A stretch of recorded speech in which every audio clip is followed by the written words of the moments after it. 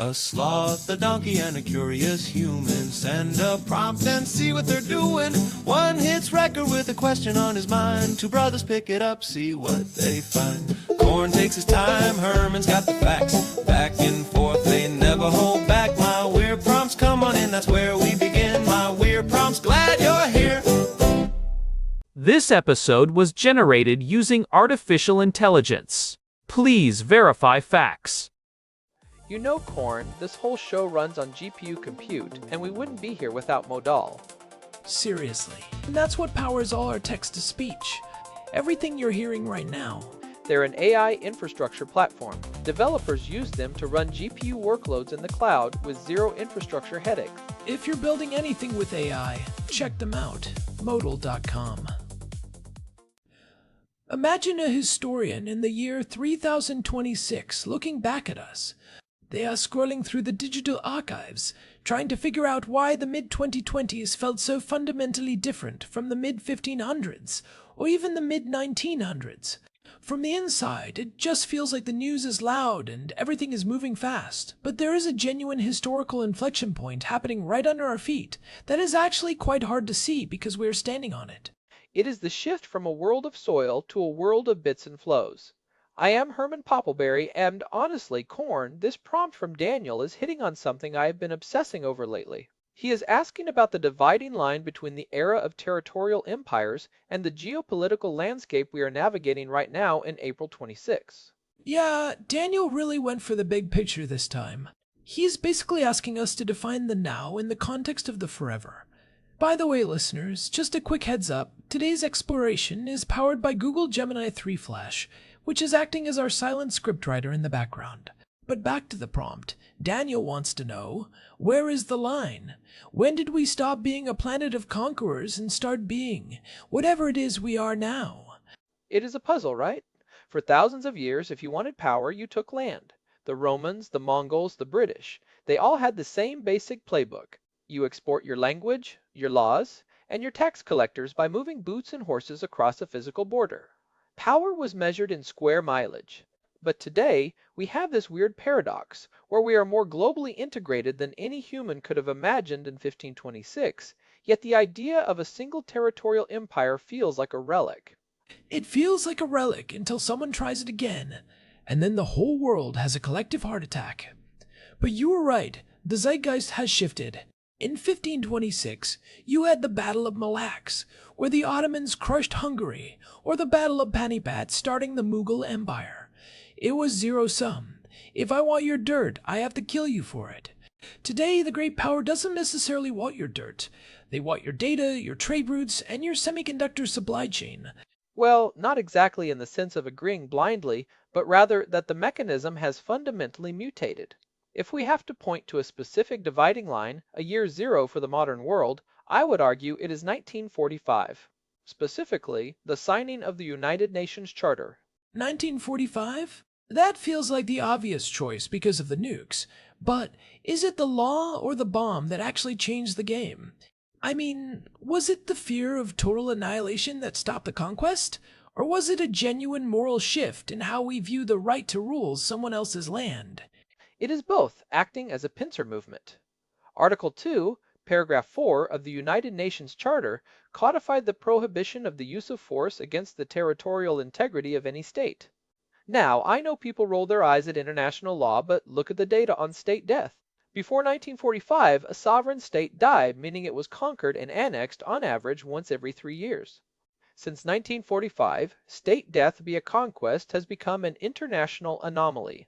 It went from being a standard Tuesday in geopolitics to being a global emergency. But how does that work in practice? We've seen plenty of wars since 45. Vietnam, Korea, the Gulf War, the invasion of Iraq.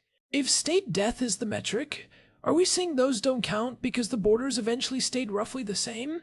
Precisely. That is the norm against conquest. You can invade a country, you can change its government, you can even occupy it for 20 years, but the international community almost never recognizes the legal transfer of that land to the invader. Think about Kuwait in 1990. Iraq invaded, declared it their 19th province, and the entire world mobilized to undo it. In 1890, that would have just been called Tuesday. The world would have just updated their maps and moved on. So we essentially outlawed winning a war in the traditional sense. You can fight, but you can't keep the trophies. That is a wild psychological shift for a species that spent 10,000 years doing the opposite. But let's look at the other side of that line. Daniel asked about 50 years ago versus 500 years ago. In 1976, the world was anchored. You had the US and the Soviet Union. It was bipolar, ideological, and predictable. If you weren't in one camp, you were in the other, or you were trying very hard to pretend you weren't. 1976 was the peak of the bipolar anchor. The fear was a hot war in Europe, a massive tank battle across the North German plain. It was still about territory, even if it was frozen by the nuclear ceiling. But jump to 2026, and we are in what some analysts call the multipolar delusion, or a multiplex world. Power isn't just held by states anymore, it is held by networks. This is where it gets interesting for me. If I am that historian in 3026, am I looking at the United States as an empire in the way I look at the British Empire? Or am I looking at something like Meta or Google as the real imperial force of our time? I mean, if you look at the territory of the internet, it's not divided by mountains and rivers. It's divided by terms of service agreements and proprietary code. That is the silent rewiring. Think about the British Empire. They controlled the Suez Canal and the Cape of Good Hope because they wanted to control the physical flow of spices and coal. Today, the digital empires control the data pathways. Meta has a user base of over 3 billion people. That is larger than the population of any historical empire at its peak. If you live in a country where your entire commerce, social interaction, and news intake happens on a platform owned by a company in California or Beijing who actually rules your daily life, It's sovereignty as a service. You keep your flag and your national anthem, but the plumbing of your civilization is outsourced. It makes the old version of empire look incredibly inefficient. Why bother with colonial governors and putting down local rebellions when you can just tweak an algorithm and change how an entire population perceives reality? It reminds me of that old saying, I care not who makes a nation's laws if I can write its songs. Well, today it's, I care not who writes the laws if I control the feed. it's the shift from territorial accumulation to the weaponization of interdependence. In 1976, we thought trade would prevent war. We called it détente, or commercial liberalism. The idea was that if we are all buying and selling from each other, we won't shoot each other. But in 2026, trade eats up the shooting. We use sanctions, chip bans, and energy blackmail. We've turned the things that connect us into the things that hurt us. Can you give a concrete example of that? Because weaponization of interdependence sounds like a textbook phrase. How does that look in the real world right now? Look at the semiconductor industry. In the old world, if you wanted to cripple an enemy's military, you bombed their steel mills. Today, the US can effectively unplug a rival's future by banning the export of a specific type of ultraviolet lithography machine made by a single company in the Netherlands. You don't need to fire a shot, you just deny them access to the interdependence they rely on. It's a surgical strike on a country's ability to participate in the 21st century. Which brings us back to the dividing line. If 1945 was the start, 1991 was the confirmation. The collapse of the Soviet Union was the end of the last great territorial empire that tried to run on the old-school model of physical occupation and ideological central planning. Since then, we've been in this weird interregnum where we're trying to figure out if the rules actually hold. And that is why the current decade is so stressful. We are seeing the great testing. When Russia invaded Ukraine in 22 and started formally annexing territory, it wasn't just a regional conflict. It was a direct assault on that 1945 norm. It was an attempt to drag the world back to 1939. Future historians will look at the 2020s and ask, did the norm against conquest survive its midlife crisis? It's like the world is trying to decide if it wants to be a network or a fortress. But there's another layer to this that Daniel touched on. The idea of what is unique about right now. And I think one of those things is that for the first time in history, the most powerful geopolitical actor isn't a human entity, it's the environment. Climate geopolitics. That is a massive marker. For 1,000 years, the map was redrawn by generals. Now, the map is being redrawn by the melting of the Arctic. We are seeing the opening of the northern sea route, which turns the Arctic Ocean into the new Mediterranean. Sinking coastal cities are going to create migration patterns that no border wall can stop. In the past, geography was destiny, meant your mountains protected you. Now, geography is a shifting variable. Wait, let's stick with that Arctic example for a second. In the old world, a new trade route opening up would lead to an immediate naval war for control of the ports. Is that what's happening now, or is the network model changing how we fight over the North Pole? It's a hybrid. You see Russia building military bases up there, which is very 1940s. But you also see China calling itself a near Arctic state, despite being thousands of miles away, because they want to be part of the flow. They aren't trying to plant a flag on the ice as much as they are trying to ensure their ships have the right to pass through. It's a scramble for access rather than annexation. It's the first time the great power doesn't have a seat at the UN, but dictates everyone's budget. And then there's the space angle. Daniel mentioned this, and I find it fascinating. We've supposedly given up on conquering territory on Earth because it's illegal and too expensive, but we are suddenly very interested in the lunar South Pole. Is colonialism just changing its zip code? It looks that way. The 1960s space race was about prestige, who could put a flag on the moon first. The 2020s race is about resource extraction. We're talking about lunar mining helium-3 and establishing safety zones that look a lot like territorial claims. If you can't build an empire in Africa anymore without being a pariah, maybe you build one on the moon. But isn't there a space treaty that forbids that? Just like the UN Charter? There is the Outer Space Treaty of 1967, which says no nation can claim sovereignty over a celestial body. But, and this is a big but, the newer Artemis Accords, which the US and its allies are pushing, allow for safety zones around commercial activities. It's a legal loophole you could drive a moon rover through. It's the corporate empire model applied to the stars. You don't own the moon, you just own the area where you happen to be digging, and nobody else is allowed to come near you. It's imperialism 2.0, the vacuum edition. But let's pull this back to the dividing line question. If we look at the year 1526, the world was becoming global for the first time through the Age of Discovery.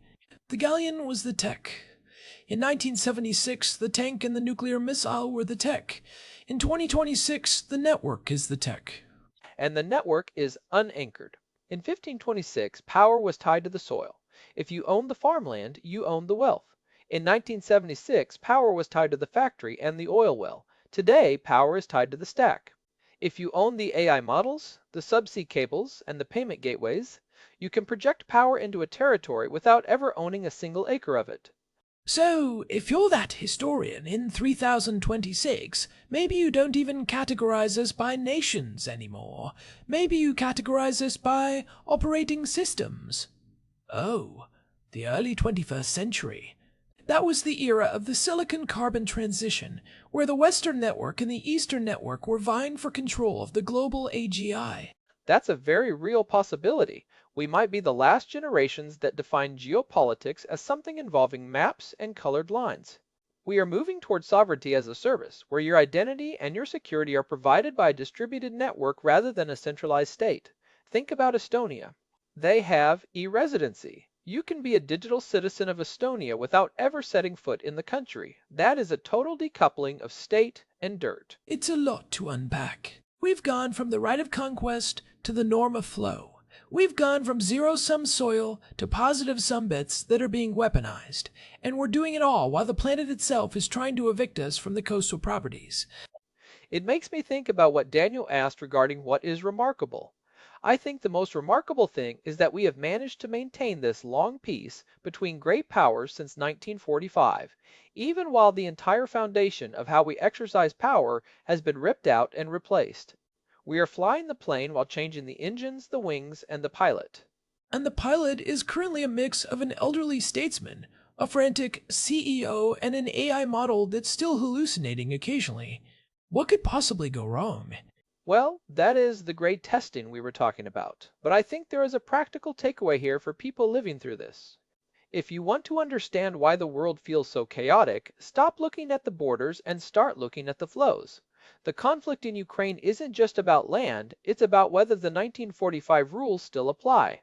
The tension over Taiwan isn't just about an island, it's about who controls the brain of the global economy, the high-end semiconductors.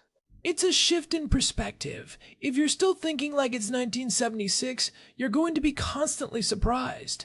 If you realize we're in a network war, things start to make a lot more sense. But let me push back on that long peace idea for a second. If you're living in a proxy war zone, or if your economy has been destroyed by a bloodless currency war, does it really feel like peace? Or have we just made war less visible to the people in the core of the network? That is a profound point. The long peace is a statistical reality for great powers, but it's allowed conflict for everyone else. We've exported the violence to the periphery, or we've digitized it. A cyber attack that shuts down a power grid in winter is an act of war, but it doesn't look like a tank battle, so we don't treat it with the same historical weight.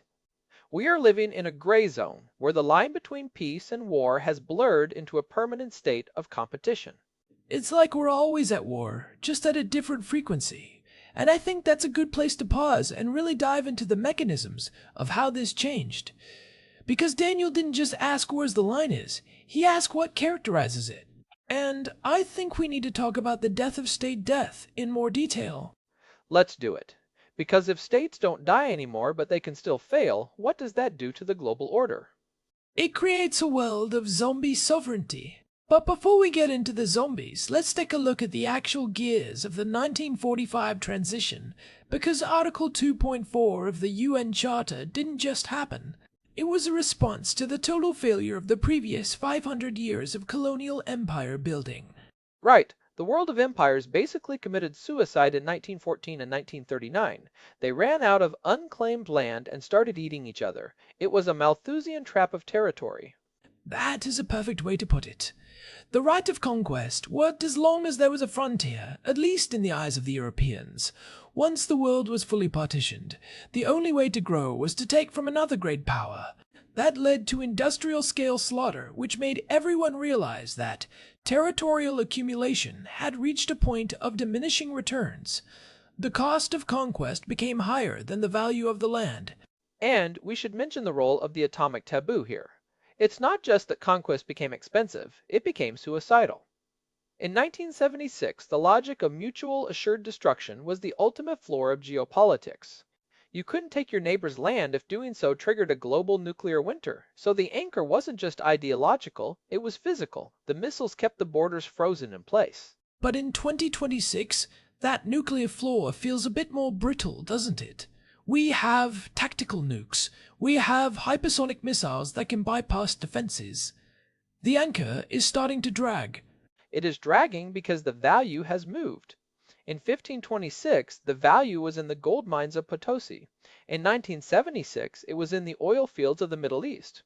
If you wanted that value, you had to physically sit on it. But where is the value in 2026? It's in the talent of the engineers, the proprietary algorithms, and the trust of the financial markets. You can't conquer those things with a tank.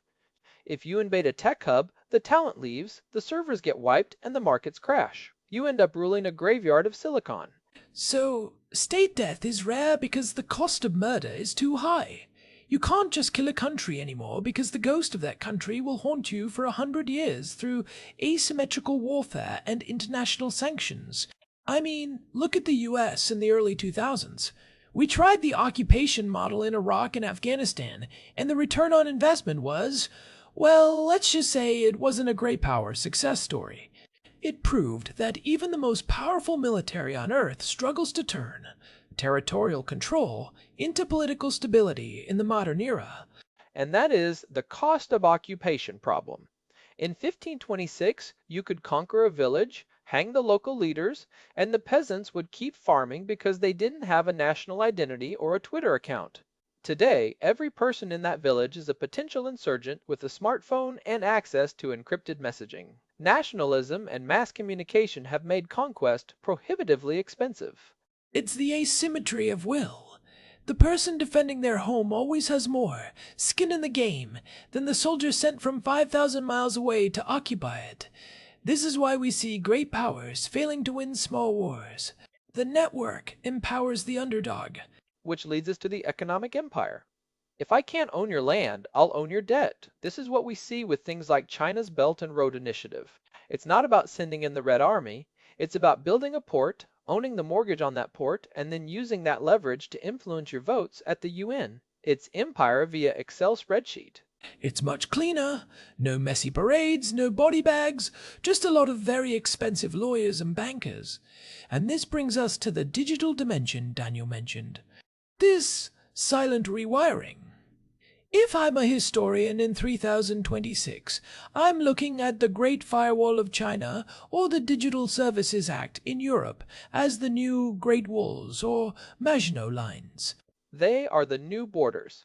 In the past, a border was where the soldiers stood. Today, a border is where the data packets get inspected. If you can control what your citizens see, hear, and buy, you have more sovereignty than a king in 1526 ever did. Think about the concept of data sovereignty.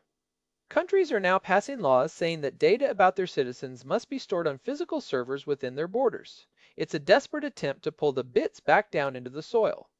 It's algorithmic governance. And it's not just states doing it. We have to talk about the non-state actors. Because in 1976, if you wanted to change the world, you had to be a president or a general. In 2026, you can be a billionaire with a rocket company or a developer with a new encryption protocol. The decentralization of power is one of the most unique things about our era. For the first time since the rise of the Westphalian state, the state has serious competition for the monopoly on power. A tech company can deplatform a sitting president. A decentralized autonomous organization can move more capital than a small country. That is a geopolitical weirdness that would baffle a diplomat from 1976. They would be looking for the Secretary of State for Google, and they'd realize that in some ways, the CEO has more diplomatic weight than most foreign ministers. This is the multiplex world Daniel talked about. It's not just multipolar with different countries, it's multidimensional with different types of power players. Imagine a negotiation table where you have the US, China, the EU, and then BlackRock and SpaceX. That's the reality of 2026. And it's even more granular than that. Think about the individual as a power player. A single whistleblower or a single hacker can trigger a global diplomatic crisis.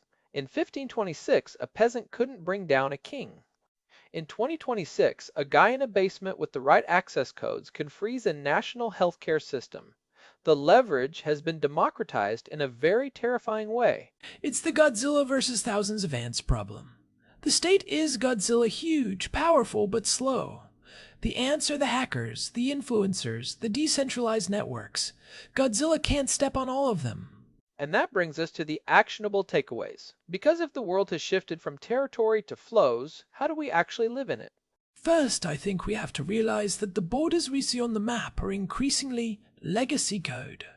They still matter for taxes and where you can get arrested, but they don't define your economic or informational reality. You can live in a village in Ireland but spend your entire day working in a Silicon Valley network and consuming culture from a Japanese flow. Your geographic home and your digital home are two completely different jurisdictions. Second, we have to recognize that the conflicts we see now, like Ukraine or the tensions in the South China Sea, are edge cases where the old world is clashing with the new. They are attempts to use 19th century methods to solve 21st century problems. And the reason they feel so world-ending is because they threaten the network that we all rely on. We aren't just worried about the people in the war zone, we're worried about the global supply chain for wheat, neon gas, and fertilizer. If the flow of gas or chips stops, the network crashes.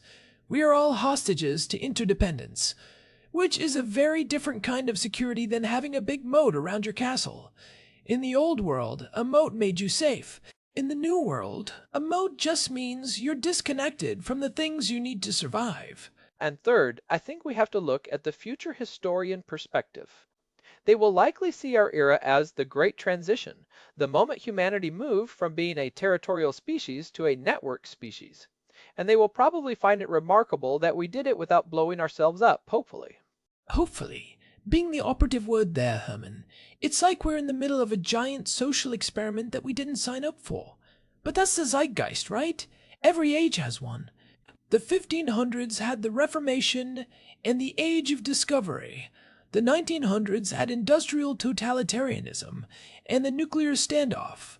We have the digital rewiring and the climate reckoning. It's a heavy burden, but it's also incredibly fascinating. We are the first generation that can see the network while it's being built. We can see the dividing line in the rearview mirror. We are essentially the beta testers for a new type of human civilization. Let's hope we don't crash the system before the final release. But looking back at Daniel's prompt, there's a specific question about what makes today different from 1976. We've talked about the bipolar anchor, but there's also the speed of information. In 76, if something happened in the middle of the ocean, it might take days for the world to find out. Today, we have live-streamed wars. We have real-time satellite imagery available to anyone with a credit card. The fog of war has been replaced by the flood of information. That's a huge distinction. Transparency is a double-edged sword. It makes it harder for dictators to hide their crimes, but it also makes it harder for leaders to make quiet, diplomatic compromises. Everything is performed for a global audience in real time. It turns geopolitics into a form of high-stakes reality TV, which is incredibly dangerous. It's the observation effect in physics. The act of watching the event changes the event itself. When every diplomatic move is tweeted and analyzed by millions of armchair experts, the room for quiet diplomacy disappears. And that brings us to Daniel's prompts coming in from Jerusalem, reminding us that even in a world of flows and networks, the physical reality of where you are and who you love, like Hannah and little Ezra, still matters more than anything on a screen. No matter how much we talk about bits and data, a child still needs food, a roof, and a safe neighborhood. That is the true north of history. Everything else is just geopolitics.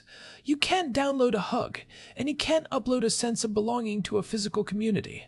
The network can provide the information, but the soil provides the life. Well, on that note, I think we've covered the Great Transition. We've looked at the 1945 dividing line, the shift from soil to bits, and the multiplex world we're currently navigating. We've seen how the right of conquest died and was replaced by the weaponization of interdependence. And we did it without calling for a global empire, which I think is a win. We've essentially argued that the empire of the future isn't a country, it's a protocol. Definitely a win. All right, let's wrap this up. This has been My Weird Prompts, a human, AI collaboration. Big thanks to our producer, Hilbert Flumingtop, for keeping the flows running smoothly and making sure our bits don't get tangled. And a huge thanks to Modal for providing the GPU credits that power this whole operation. Without the serverless compute, we'd just be two brothers talking to a wall in a very quiet room. If you enjoyed this deep dive into the silent rewiring of the world, do us a favor and leave a review on whatever podcast app you're using. It actually helps more than you'd think to get the show in front of new people who might be wondering why 2026 feels so weird. You can also find us at myweirdprompts.com for the full archive, transcripts, and all the ways to subscribe. We've got a lot of deep dives there into everything from AI ethics to the history of the spice trade. We'll be back next time with whatever weird prompt Daniel sends our way. I'm hoping for something a little less heavy next time. Maybe something about the geopolitics of interstellar sports? Don't give him ideas, Corn. Until then, stay curious and keep an eye on the flows. And remember, the dividing line is only visible if you're willing to look back. Goodbye, everyone. Catch you later. This episode was produced using Google Gemini 3 Flash. Text-to-speech by Chatterbox. Thanks for listening to our show, My Weird Prompts.